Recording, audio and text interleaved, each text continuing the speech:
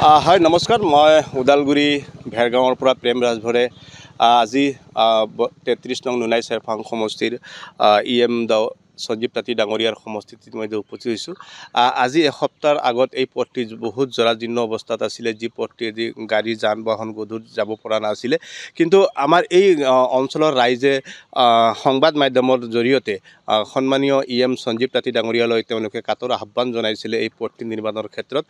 আৰু বাতৰি সম্প্ৰচাৰ হোৱাৰ লগতে দুদিন পিছতে তেওঁ এই পথটি ইতিমধ্যে সুন্দৰকৈ নিৰ্মাণ কৰি দিছে। তেওঁ ধুনীয়াকৈ পথটি নিৰ্মাণ হৈছে আৰু সবিশেষ আমাৰ কেমেৰা পাৰ্চন সহযোগীয়ে দেখুৱাব। এই পথটি এইটো হৈছে ৰজাগড়ৰ পৰা ধৰমজলি হৈ শুক্লাই যোৱা পথ, আৰু এই পথটি ইতিমধ্যে সুন্দৰকৈ যান বাহন অহা যোৱাৰ কাৰণে ব্যৱস্থা কৰি দিছে। আৰু ইতিমধ্যে সঞ্জীৱ তাঁতী ডাঙৰীয়াই জনাইছে যে এই পথটি অতি শীঘ্ৰে CC ব্লক কৰা হ'ব।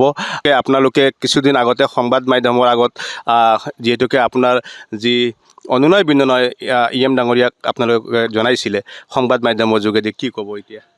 আচলতে আমি আজি এসপ্তাহ হ'ল, আৰু এসপ্তাহ আগতে আমি যিটো সংবাদ মাধ্যমৰ জৰিয়তে আমি ৰাস্তাটোৰ আপত্তি জনাইছিলোঁ, প্ৰকৃততে সেই আমাৰ আপত্তিটো তেখেতে সহজতে মানি লৈছে। সহজতে মানি লৈ পেলাই আমাক এই ৰাস্তাটো সুন্দৰকৈ এতিয়া আমাৰ চেইন গেভেল পেলাইছে, আৰু আমি তাৰ কাৰণে আমি সুখী হৈছোঁ, ৰাইজো সুখী হৈছে।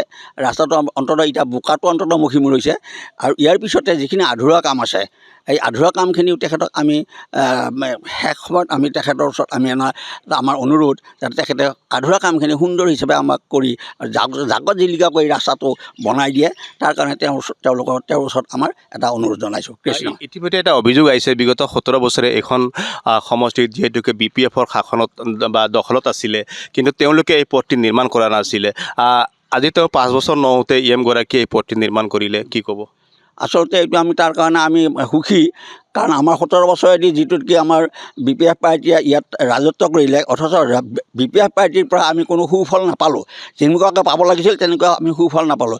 কিন্তু আজি 5 বছৰ নহওঁতেই সঞ্জীৱ তাঁতী ডাঙৰীয়াই যিটো ৰাস্তাটো আমাক বনাই দিলে, আৰু তথা অকল ৰাস্তাই নহয়, আৰু বিভিন্ন ঠাইত বিভিন্ন ধৰণৰ তেখেতে কাম আগুৱাই লৈ গৈছে আমাৰ গাঁওখনৰ। গতিকে তেখেতক আমি আমাৰ BPFত থাকি আমাৰ সঞ্জীৱ তাঁতী কামটো আমি বহুত ভাল পাইছোঁ। বিশ্বজিৎ দৈমাৰীও আমাৰ কাৰণে আমাৰ এটা ভাল নজৰ দিছে, সুন্দৰ হিচাপে তেখেতৰ লগতো আমাৰ বেয়া নহয়। আমি এতিয়া আশা ৰাখিছোঁ যিখিনি আধৰুৱা কাম আছে, আধৰুৱা কামখিনি শেষ কৰি দিব বুলি আমি আশা ৰাখিছোঁ। আমাৰ লগত আৰু এজন যুৱক বা আমাৰ এই অঞ্চলৰ এজন সমাজকৰ্মী আছে, গতিকে আমি সমাজকৰ্মীৰ পৰা জানিব খুজিম যে বিগত 17 বছৰে BPFৰ শাসনত এইখন সমষ্টি দখলত আছিলে, কিন্তু বৰ্তমান 5 বছৰত যিহেতুকে আমাৰ সন্মানীয় EM সঞ্জীৱ তাঁতী ডাঙৰীয়াৰ নেতৃত্বত যথেষ্ট উন্নয়ন হোৱা বুলি ইতিমধ্যে ৰাইজে কৈছে। আপুনি কি ক'ব? নহয়, পোনপ্ৰথমে মই BTRৰ সন্মানীয় EM সঞ্জীৱ তাঁতী ডাঙৰীয়ালৈকে আন্তৰিক ধন্যবাদ জ্ঞাপন কৰিছোঁ। আপুনি কোৱাৰ দৰে তেখেতৰ নেতৃত্বত ইতিমধ্যে 4টা বছৰত যথেষ্টখিনি কাম হৈছে, আমি তাক না ক'ব নোৱাৰোঁ।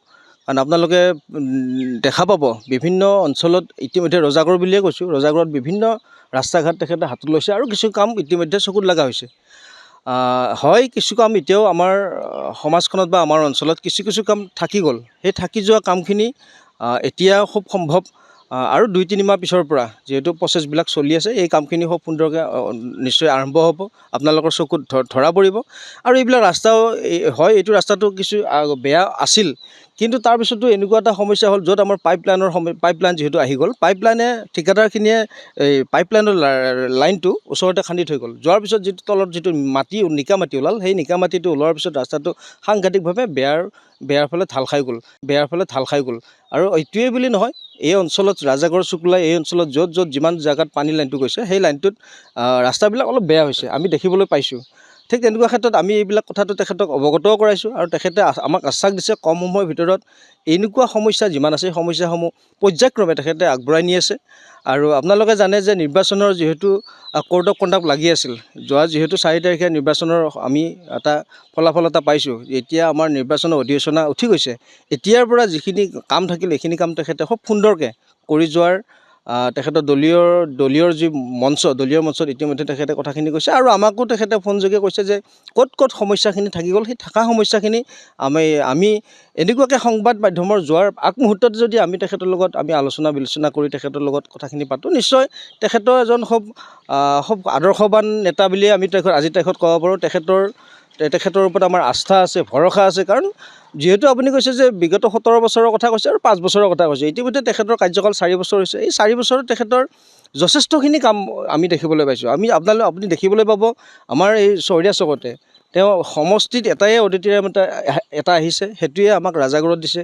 আমি তেখেতক আন্তৰিকতাৰে ধন্যবাদ জ্ঞাপন কৰিছোঁ, কাৰণ আমাৰ দীৰ্ঘদিনীয়া যিটো এটা সমস্যা আমাৰ এই অঞ্চলত অনুষ্ঠান প্ৰতিষ্ঠান কৰাৰ ক্ষেত্ৰত, গোটেই এইবিলাক সমস্যাই তেখেতে আমাক দূৰ কৰাৰ ক্ষেত্ৰত যি আমাক আপ্ৰাণ চেষ্টা কৰিছে, আমি তেখেতক সঁচাকৈ আন্তৰিকতাৰে ধন্যবাদ জ্ঞাপন কৰিব লাগে। আৰু তেখেতে কৈছে যিসমূহ এতিয়াও কাম বাকী আছে ক'ৰবাত সেইখিনি কাম তেখেতে আমাক কৈছে যে আমি খুব কম সময়ৰ ভিতৰত সেইখিনিও আমি আগবঢ়াই দিব লাগিব। নহয় এইটো ৰাস্তাই বুলি নহয়, হয় আৰু 2-এটা ৰাস্তা আমাৰ আছে।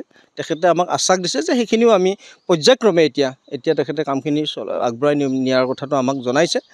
বিশেষ নাই, খুব সুন্দৰ ৰাস্তা হৈছে। নিশ্চয় আৰু অভাৱ অভিযোগ ৰাইজত থাকিবই। আমিও আশাবাদী তেখেতক কৈছোঁ যে যিমানখিনি পৰা যায় খুব সোনকালে কামখিনি আমাৰ সম্পূৰ্ণ কৰিলে নিশ্চয় ভাল হ'ব, আৰু আমি তেতিয়াহে অনাগত সময়ত আমি খুব সুন্দৰকৈ এই অঞ্চলৰ পৰা আমি কামখিনি আগুৱাই নিব পাৰিম বুলি আমিও আশাবাদী। ধন্যবাদ। হয়, ইতিমধ্যে দেখিছে আপোনালোকে যে যুৱ প্ৰজন্মৰ মাজত কিন্তু হিয়াৰ আমঠু হৈ উঠিছে সঞ্জীৱ তাঁতী ডাঙৰীয়া, আৰু যুৱ প্ৰজন্মই কিন্তু বিচাৰিছে আগন্তুক প্ৰায় 25 বছৰলৈ তেওঁ শাসন কৰি থাকক, আৰু আমিও আমাৰ দায়বদ্ধতা স্বীকাৰ কৰি আমিও আমাৰ ৰাইজৰ এই অঞ্চলৰ সমস্যাসমূহ ধাৰাবাহিকভাৱে প্ৰচাৰ কৰি থাকিম। আৰু আপোনালোকৰ সমস্যা যিখিনি থাকিব আমি জনপ্ৰতিনিধিক আমি এই আমাৰ সংবাদ মাধ্যমৰ যোগেদি আমি প্ৰচাৰ কৰিম, আৰু যাতে তেওঁ ৰাইজৰ যি সমস্যা এনেকৈ বিগত 17 বছৰে নোহোৱা কামখিনিক যাতে তেওঁ গুৰুত্ব সহকাৰে লৈ ৰাইজৰ লগত থাকি ৰাইজৰ কামখিনি সমস্যা সমাধান কৰিব বুলি আশা ৰাখি আমি ওদালগুৰি ভেৰগাঁৱৰ পৰা মই প্ৰেমৰাজ ভৰে আপোনালোকৰ মাজৰ পৰা বিদায় লৈছোঁ।